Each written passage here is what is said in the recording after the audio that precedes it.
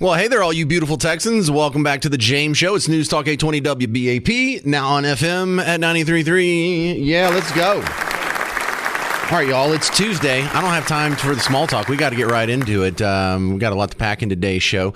We're going to be talking about DOGE cuts. We're going to be talking about Trump tariffs. We're going to be talking about whether or not you're a Nazi.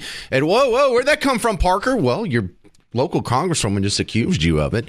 So that's all coming up. But we're going to start my first guest, Donald Kimball, back on with Young Voices. Welcome back, Donald Kimball, with all the stuff going on. I would like to start with the Trump tariffs just real quick. You know, they were supposed to go into effect at midnight, like 12:01 this morning. And both Canada and Mexico relented before there was 1 second of actual tariffs.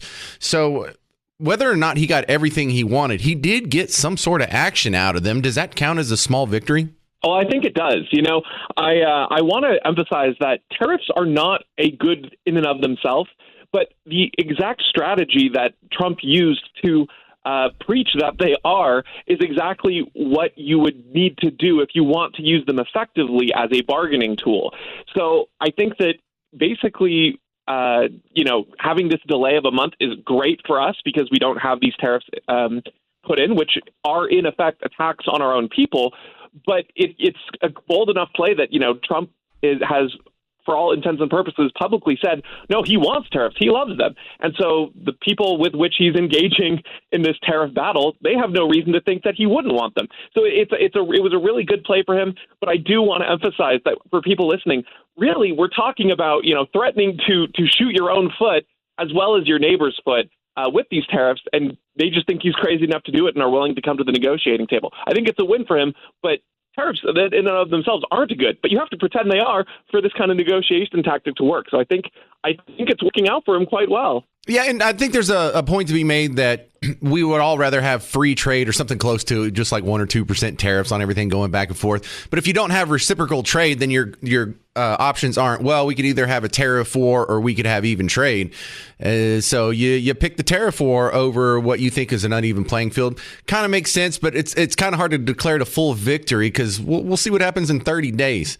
Donald Kimball, next thing I wanted to bring up is the DOGE cuts. Now, I am wildly amused by this because people are falling all over themselves trying to find a reason to oppose it. And the stuff they're coming up with is laughable. They're like, well, no one elected Elon Musk. Well, yeah, no one elected anybody but like the 535 people in Congress to be up there. Like most of the 4 million people that work for the federal government weren't elected. And everyone who has access to the database right now of the spending, none of them were elected. Not only is it not weird, it's the most normal thing in the world. Thank you so much for saying that. I felt like I was being gaslit online by this. I actually had a tweet where I mentioned that this sort of nobody elected Elon Musk line, it rings extremely hollow to me.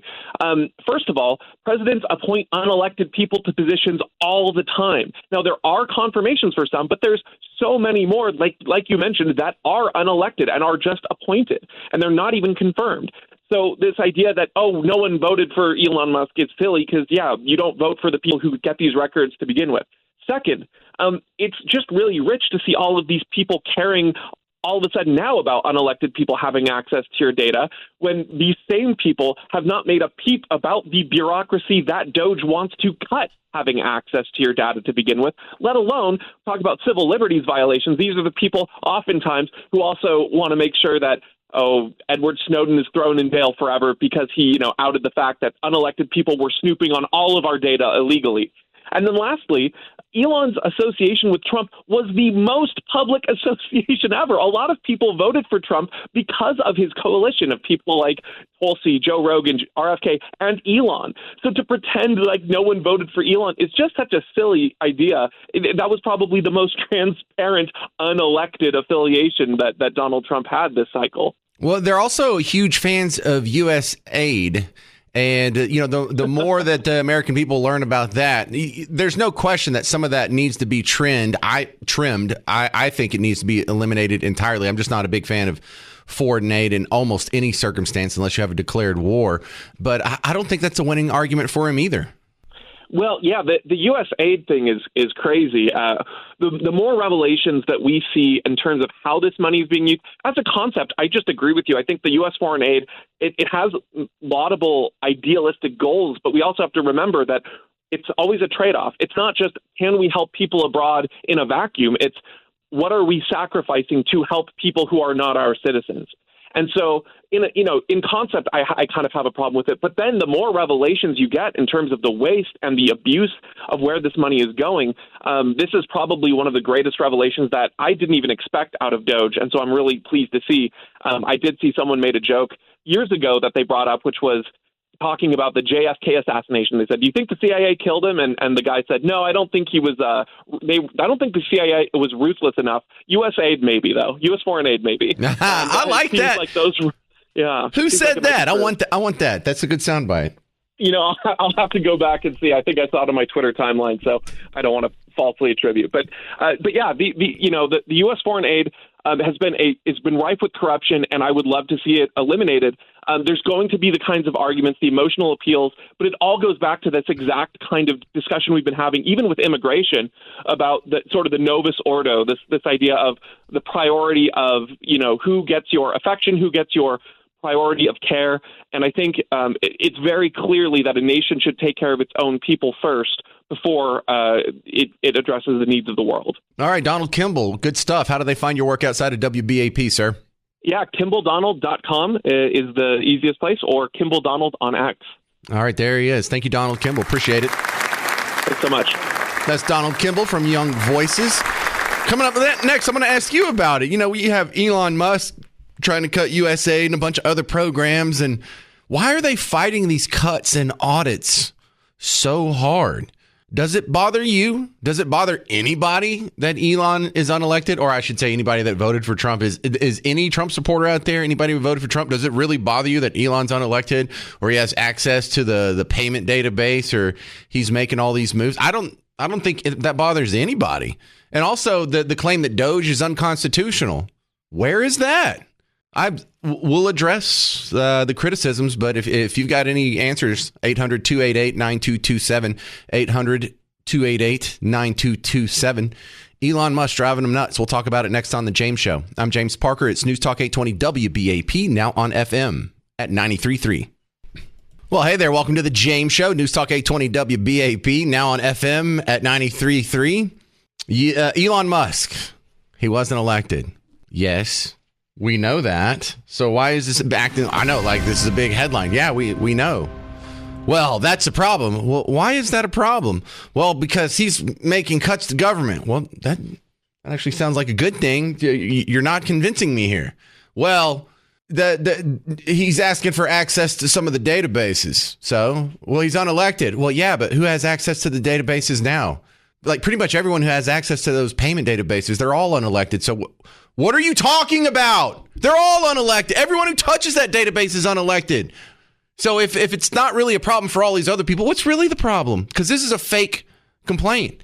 And really, dude, if that's the best you got, then we must be on to something. I'll give you an example. There's a bunch of people saying it. This is Gerald Connolly. He's a representative. You name it, AID is there in the fight against HIV, in the fight to protect the Uyghur population in China, in the fight to protect refugees, in the fight to make sure that there's food security everywhere. Okay, hang on. First off, that's not a convincing argument either. You mean we have a government program that's taking money from me and you and Mike Traina so we can protect the Uyghur Muslims in Western China? Okay, that's not really in our jurisdiction. That's not constitutional. That's not what I want my money going to. And by the way, you're doing a terrible job because 2 million of them live in concentration camps. So maybe we need to cut that off. Anyway, I'm not even to the good part there. It's just, hang on. This is important for context. Here's Gerald Connolly continuing. AID is there. It is the lead development agency in the world. And no one elected Elon Musk to dismantle it. Hang on. Actually, we're all pretty cool with that, right? When he says no one elected Elon Musk, is there one person out there, raise your hand, that voted for Trump with the hopes that Elon Musk would go in and cut dumb programs like USAID? Yeah, actually, I liked seeing Elon Musk standing next to Trump. I want him to eliminate USAID, and then I want him to go to the Department of Education, Department of Commerce, Department of Labor, Health and Human Services, Housing and Urban Development. Yeah, we're just getting started. We're cheering this on. Not only do we not have a problem with it, we're cheering this dude on. Who's supposed to cut it? Are the only people allowed to make proposals to cuts or do audits are people who are elected? Who do you think usually does this stuff? Anyway, he continues. We are going to fight in every way we can. In the courts, in public opinion, with the bully pulpit, in the halls of Congress, and here at AID itself. We are not going to let this injustice happen. Congress created this agency with the Foreign Assistance Act of 1961. Foreign Assistance Act of 1961. I'm not making fun of him, just want you to know what he said. Foreign Assistance Act of 1961. And if you want to change it, you got to change that law. Really? It is a matter of statute. It's a matter for Congress to deal with, not an unelected billionaire oligarch named Elon Musk. All right, there's so much easy pickings here. Oh, this is delicious. All right, so there's a law passed in 1961 that says you have to do this, and you don't get to pick and choose which laws you enforce or which programs you fund. That's not under the purview of the executive. All spending starts and stops with Congress, and you can't just selectively enforce what Congress says. Really? Okay, good. Now do sanctuary cities. Oh, selective enforcement's okay there. What about let's just appropriate money to pay off some student loans, even though it's unconstitutional and ruled so by the Supreme Court? Oh, no problem there. Selective enforcement of spending and laws is just the bread and butter of what we saw, not just for the last 4 years. It's shamefully the norm for both Team Red and Team Blue once they get into the White House. Selective enforcement is why we have so many illegal immigrants here. Changing the law by the whim of the president is how we ended up with ending Remain in Mexico and these new asylums and 30,000 Haitians in a small town in Ohio. None of that was written into law. That was just something that the president just came up with, just with a stroke of his pen. And it doesn't matter how much it costs. No, you didn't care about whether or not the spending for that originated in the halls of Congress. Now, see, these are all just easily fake arguments that if you just look at it for like a second, it obviously doesn't make sense because there's counterexamples to what this exact guy has been supporting. And the end here, let's just review this last few seconds. Hang on. Congress created this agency with the Foreign Assistance Act of 1961. And if you want to change it, you got to change that law. It is a matter of statute. It's a matter for Congress to deal with, not an unelected billionaire oligarch named Elon Musk. Oh, I just wish they were consistent. This reminds me of yesterday's show when we were talking about how they admitted that when you put taxes on corporations and companies that people do business with, that gets passed along to the end consumer now. And this time it's in the form of tariffs, but they tend to forget that economic fundamental trait when they're talking about raising taxes on corporations or the evil rich people or millionaires and billionaires are making the biggest corporations pay their fair share. What do you say? What do I say when they do that? Well, they say, well, that's just going to be passed along to the end consumer and hurt the least among us the most. This is great. We're making them admit all kinds of things that they wouldn't admit for, I don't know, the other 394 days a year. It's such a sweet little trick here almost to get all these people and get their sound bites loaded up in the Audiotron 3000. What do you think? 800-288-9227. Does it bother you that Elon Musk is unelected when he's running around making giant cuts to dumb programs? Bill in Frisco, you're on WBAP. What do you think? Yeah, I tell you, Soros isn't elected either. Look at the influence that maniac has had on our government. Soros wasn't elected. Bill Gates wasn't elected when he was pushing the masks and the vaccines for all of COVID. Exactly. Yeah, they never cared before. It is so funny to watch these leftists go apoplectic when their sacred cows are gored and chopped up right in front of their eyes. And I tell you, I'm agreeing with you. I hope this is just the beginning. There are NGOs out there that need to be disfunded. There are all kinds of just government waste, fraud, and abuse and bureaucracy after bureaucracy on all the tens of thousands or hundreds of thousands of laws that these people sit up there and they pass willy-nilly, and then they decide willy-nilly which ones they want to enforce and not enforce, which ones, it's always us. It's always the American taxpayer that needs to have the haircut. We have the haircut on our income. We have the haircut on inflation. We have the haircut on all kinds of things. It's time for government to have the haircut. And I say that the perfect barber for it is Elon Musk. All right. I like the sound of that. And one of the biggest stretches of an argument against him is this idea that Elon Musk is some sort of idiot or he's incompetent. Dude, he did something that no one else could do. Have a profitable electric car company. Like, I'm more impressed by that than him having these giant Godzilla-looking towers catching rockets falling out of space. Like, we've never seen that before, and that's pretty amazing. But Bill in Frisco, do you know how many people have gotten hundreds of millions of dollars in subsidies from the U.S. taxpayer, to build an electric car company, only to go out of business, even with a $100 million head start? Dude, that's calling him incompetent. That's like the weakest sauce they have. Yep, absolutely. I totally agree. I say more power, and we have everybody going to get in place. And here's something else I wish that they would do. I wish that they would go ahead and put Congress in recess and then absentee appoint all the rest of the cabinet so that we don't have to deal with all this craziness of what the Democrats are doing. It's absolutely obscene what they're doing, keeping that man from having his cabinet in place. Well, look, sanity can be on a mass media platform. Thank you very much. I appreciate it, Bill in Frisco. So the tariff plan for Canada and Mexico already bore fruit. It didn't even have to be instituted for 1 second. Just the talk of it. Because technically the tariffs were supposed to start at 12:01 this morning. And both Canada and Mexico made some moves to get a 1 month pause on the tariffs. And we're not out of the weeds yet. I think the China one's stuck, the 10%. Anyway, I love the sub conversations that we get to have about this, because these are smart, intelligent conversations. Number one, we're not talking about dumb, subjective stuff. You know, like if you could see Kanye West's wife's stuff at the Grammys, as fun as that is, I mean, this is stuff that affects your wallet.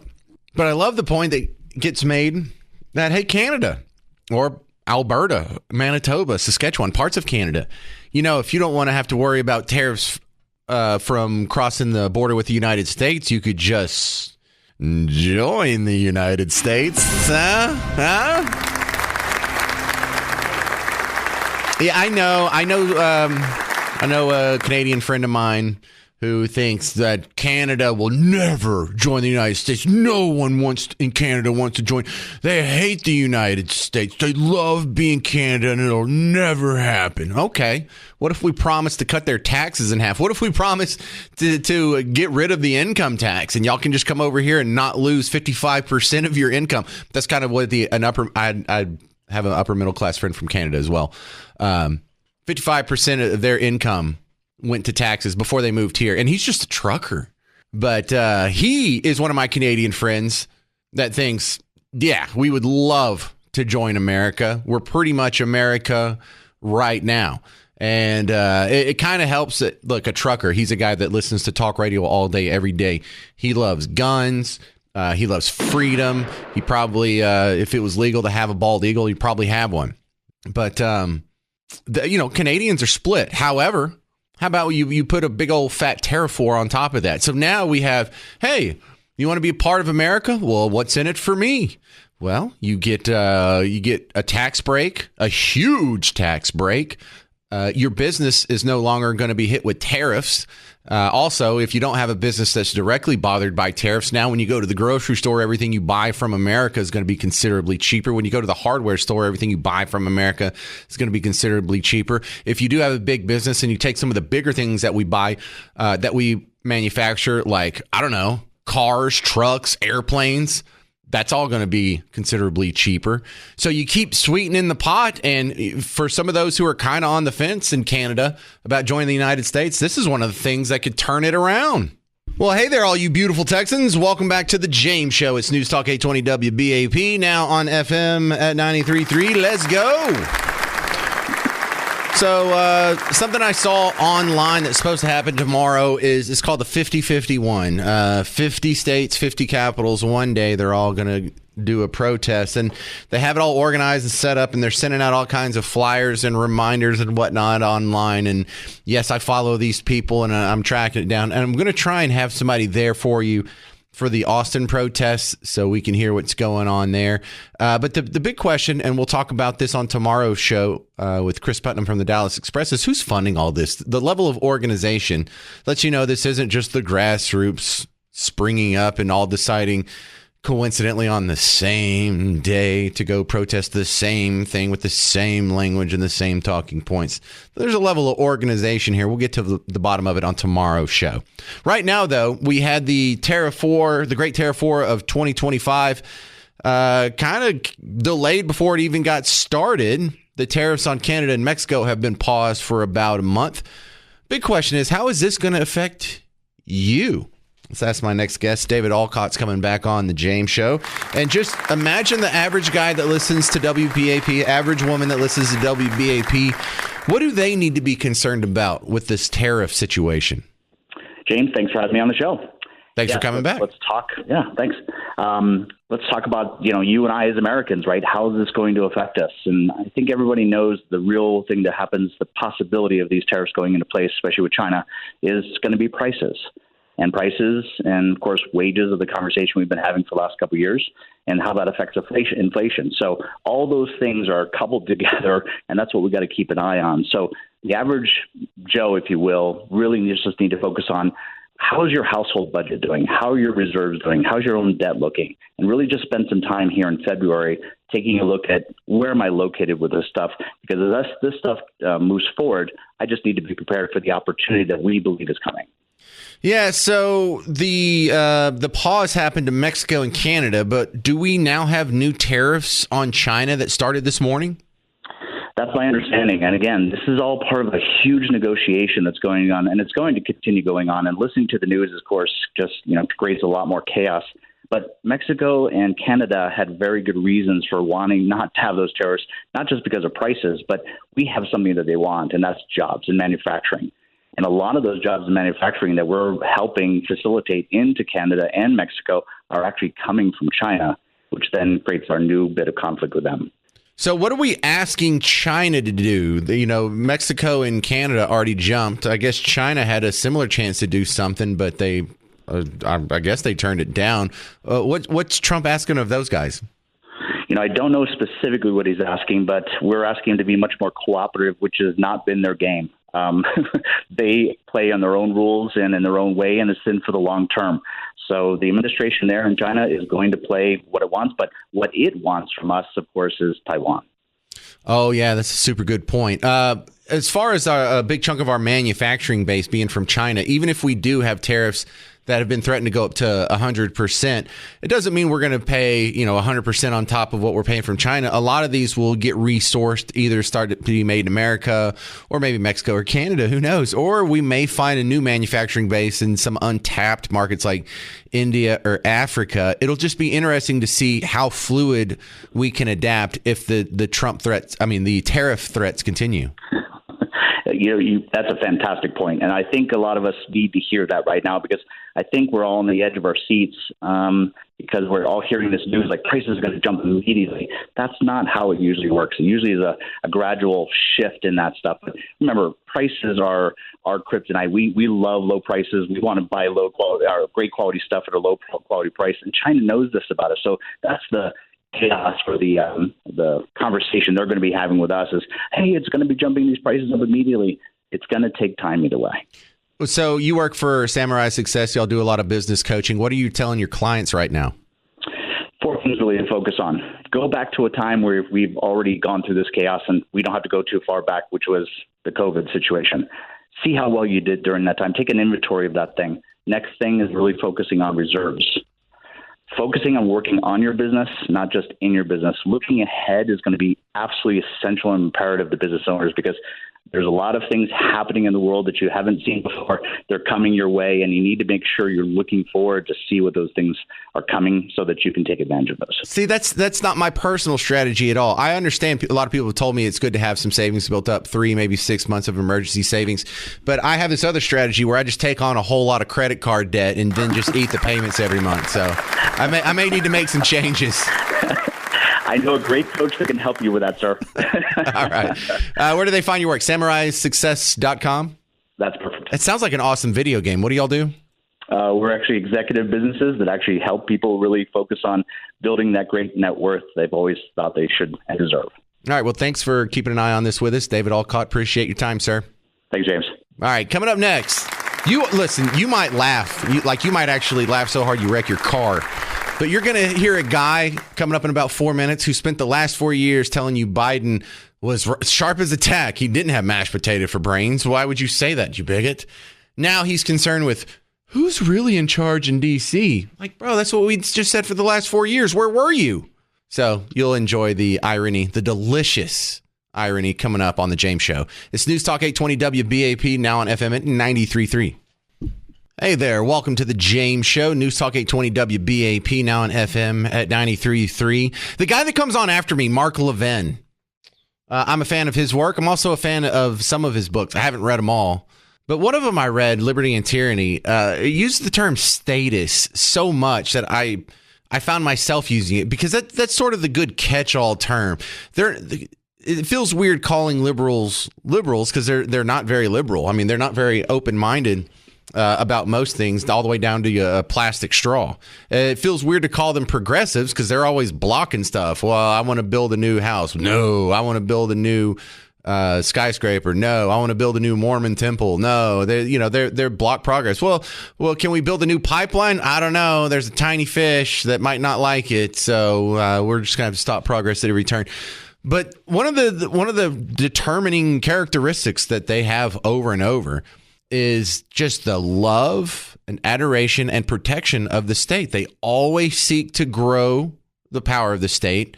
They almost never seek to shrink the size and scope of government. And whatever problem you can come up with in society, they first seek out a state solution. So it's been very telling how when you try and cut government, if you get called a fascist for trying to make government smaller and less powerful, you know something's wrong. You know there's a hole in the logic there. They don't see it. I guess they're just so blinded by their worldview or their hatred for Trump. I really don't have an explanation for this, but I want you to hear Lawrence O'Donnell, who, listen, this may sound stupid to you. He's not a stupid man.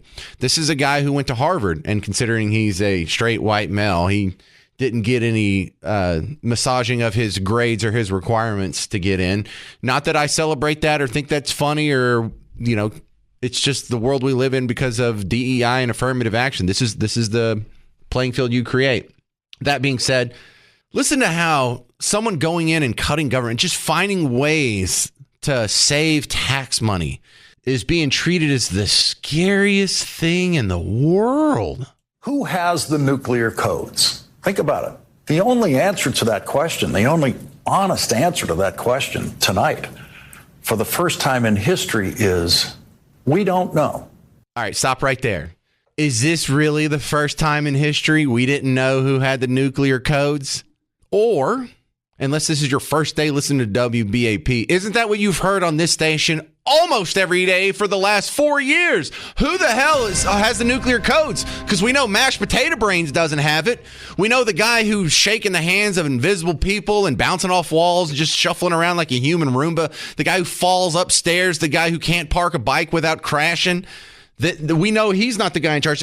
We've asked the question. You've asked me. You probably sent me an email saying, who's putting the stuff on the teleprompter for this guy? That's who's really in charge. We never knew who was really in charge for the last 4 years. And we know it wasn't him because he would say things like, oh, well, I'm supposed to ask these questions first. Oh, someone told you who to ask questions of? You're not making this decision on your own? Somebody put stuff on the teleprompter because clearly you're reading this for the first time. You don't know he didn't know what was going on. He was like, oh, I'm not going to take any more questions or they'll yell at me. Who will yell at you? Who can yell at the president of the United States? Who's telling you what to do? No, this isn't the first time in American history we've questioned who has had access to the nuclear codes, sir. For one thing, we hadn't had nuclear codes that long, but dude, we've even had a president, Woodrow Wilson, who had a stroke. In his last 18 months in office, he was not ambulatory. He couldn't get up and walk around on his own. He couldn't even hardly talk. He didn't even see the outside world. His wife acted like a go-between, and we don't know if he was there at all or not. We don't know if he was like at Fetterman level or worse. So no, this isn't unprecedented. This isn't historic. In fact, it's so not historic. This is what we were saying up until Trump got into office, is who the hell has the nuclear codes? Because we know it wasn't Biden. We know he wasn't the last guy where the buck stopped. Anyway, continue with Lawrence O'Donnell here. We don't know who has the nuclear codes. We don't know who has what inside the Trump government. We don't know who is doing what inside the Trump government. Why is that scary? Did you say that in Obama when he brought in his staff?